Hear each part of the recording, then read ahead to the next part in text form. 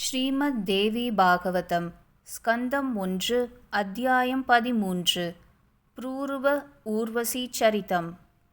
சூதர் கூறுகின்றார், ஓ முனிகணங்கால், சுத்யும்னன் என்னும் அரசன் ஸ்வர்கலோகம் அடைந்த பின்னர் சத்குணனாயும் அழகிற் சிறந்தவனாயும் மண்ணுயிர்களை காப்பதில் மாண்புடையவனாயும் எல்லா வரங்களையும் உணர்ந்தவனாயும் இருந்த ப்ரூருவன் என்னும் அரசன் தனது பிரதிஷ்டா நகரத்தை நீதியோடு அரசாண்டு வந்தனன். அவன் தனது இரகசியம் இத்தன்மைத்தென்று சத்ருக்களால் உணர ஒட்டாமலும் சத்ருக்களது இரகசியம் தான் எளிதாக உணர்ந்தும் பிரபுத்துவ சக்தி உற்சாக சக்தி ஆகிய இவைகள் எக்காலத்தும் நீங்காது நிறைய பெற்றதும் சாம பேத தான தண்டங்களாகிய 4 உபாயங்களால் யாவரையும் சுவாதீனப்படுத்தியும் 4 வருணத்தவரும் தங்கள் தங்கள் ஒழுக்கங்களில் தவறாது நடந்து வரவும் செங்கோல் செலுத்தி வந்தனன். இதுவன்றி அஸ்வமேதாதி அநேக யாகங்களையும் கோதானம் முதலிய அநேக தானங்களையும் மாறாது செய்து வந்தனன். இந்த ப்ரூருவ சக்கரவர்த்தியினுடைய பேரரசு பெருங்குணம் பெருநடக்கை பேராண்மை முதலியவைகளை இந்திரன் உலகிலுள்ள ஊர்வசி கேள்வியுற்று அவனை தான் விவாகம் செய்து கொள்ள விரும்பினள்.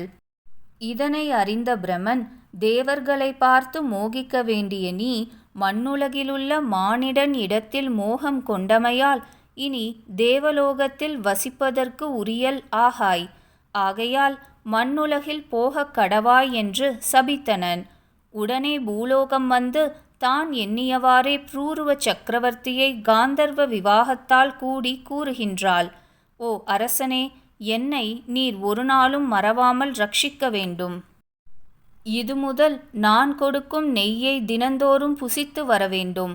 வேறு போஜனம் ஒன்றையும் கொள்ளக்கூடாது. என்னிடம் இருக்கும் உரணங்களை உம்மிடம் கொடுக்கின்றேன்.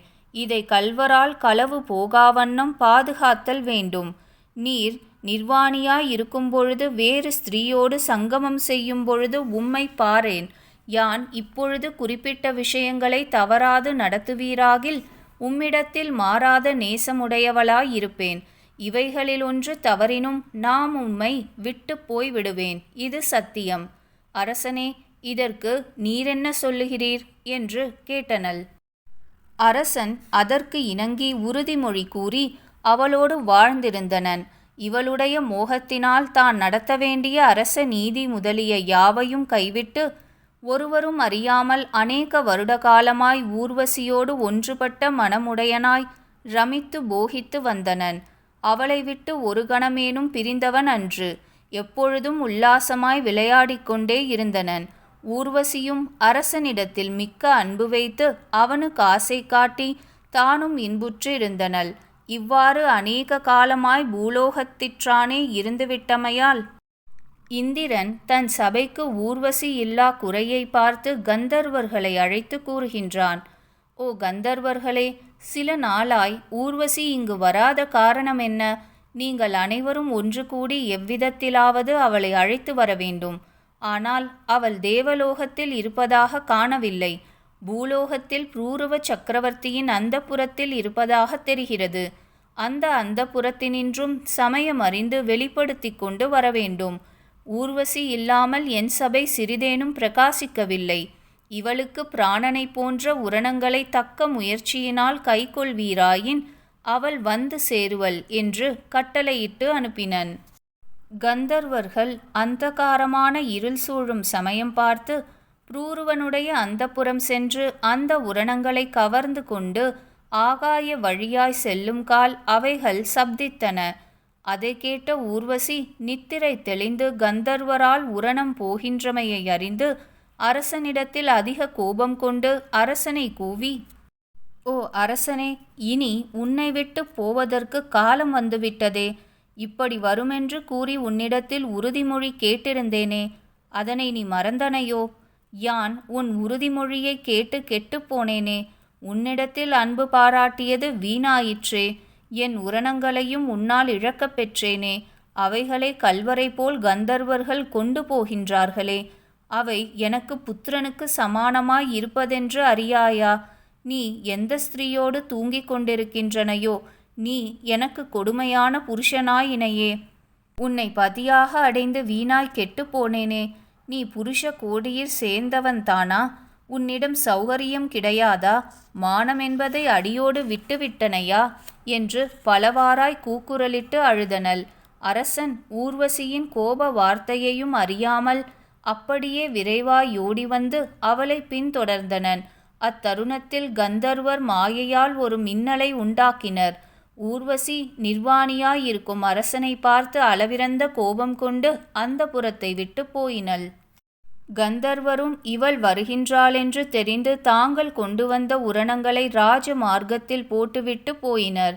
அரசன் வழியில் வீழ்ந்து கிடக்கும் உரணங்களை எடுத்துக்கொண்டு வாட்டமுற்று ஊர்வசியை காணாமல் திகம்பரனாகவே வீடு வந்து சேர்ந்து அவளை நினைந்து நினைந்து அவள் நம்மை பிரிபவளா? பிரியாள். நாம் நிர்வாணியாய் இருந்தமையென்றான் அவள் முன் நமக்கு சொல்லிய உறுதிமொழிப்படி பிரிந்துவிட்டனள். ஆகையால் நாம் இப்பொழுது ஆடை உடையவனாக செல்வோமாயின் ஒரு கால் நேரிடமாட்டாளா? எங்கே இருப்பாளென்று தேடுவோம் என்று அழுது கொண்டே தேசமெல்லாம் சுற்றி கொண்டு சரீரம் நொந்து குருக்ஷேத்திரம் செல்லும் கால் அங்கு ஊர்வசியைக் கண்டு தன் துயரமொழிந்து சந்தோஷமுடையவனாய் சொல்லுகின்றான்.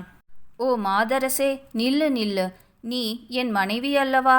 கற்பிழந்த துஷ்டையைப் போல் என்னை விட்டு போவது நீதி அல்லவே. நான் உனக்கு மனப்பூர்த்தியாக ஒரு பிழையையும் செய்ததில்லையே. எப்போதும் உனக்கு வசப்பட்டவனாகவே இருந்தேனே. உன்னை பார்க்கவே இப்பூவுலகம் முற்றிலும் சுற்றி வந்தேனேயன்றி பூ பிரதட்சிணம் செய்தவனன்றே. இங்கு வந்த எனக்கு ஏதோ தெய்வச் செயலால் நீ நேரிட்டும் என்னை விட்டு போவதற்கே எத்தனம் செய்கின்றனையே. அந்தோ நீ போவாயாகில் என் பிராணனை வைத்திருப்பேனா? இவ்விடத்திலேயே போக்கிவிடுவேன். அப்பொழுது உன் நிமித்தமாய் இறந்து போன என் சரீரத்தை கழுகுகளும் காக்கைகளும் பிடுங்கி தின்றுவிடும். அந்த பழியை நீ அடைவாய். அது உன்னை விட்டு போகாது என்றனன். இவ்வாறு கூறி கூறி அழுது கொண்டிருக்கும் அரசனை பார்த்து ஊர்வசி கூறுகின்றாள். ஓ அரசனே, நீ என்ன அறிவிலியா? உன்னறிவு எங்கு போயிற்று? பெண்களுக்கு புருஷனிடத்தில் நேசம் என்பது ஏது? அவர்கள் பாராட்டும் நேசம் புலி மானிடத்தில் பாராட்டும் நேசத்திற்கு ஒப்பானதல்லவா? இதனை நீ அறியாமற் போனது மிக்க ஆச்சரியமே. பெண்களிடத்திலும் கள்வரிடத்திலும் நல்ல குலத்தில் உதித்த அரசன் நேசம் பாராட்டுதல் கூடாதென்பதல்லவோ நீதி? நீதி மறந்த உன்னை பார்த்தேன். இனி நீ என் முன் நிற்காதே. உன் அரண்மனைக்கு செல்ல கடவாய். வீணாய் வருந்துவதனாற் பயன் என்னை? என்று பலவாறாய் திக்கரித்துச் சொல்லினள். அரசன் அதனை உணர்ந்து தெளியாது தாசியின் மோகவலையில் சிக்கிக்கொண்டு தீராத துக்கத்தில் ஆழ்ந்து இருந்தனன். முனிவர்களே, ஊர்வசியின் சரித்திரம் மிக பெரியது. ஈண்டு சுருக்கி கூறினேன். 13வது அத்தியாயம் முற்றிற்று.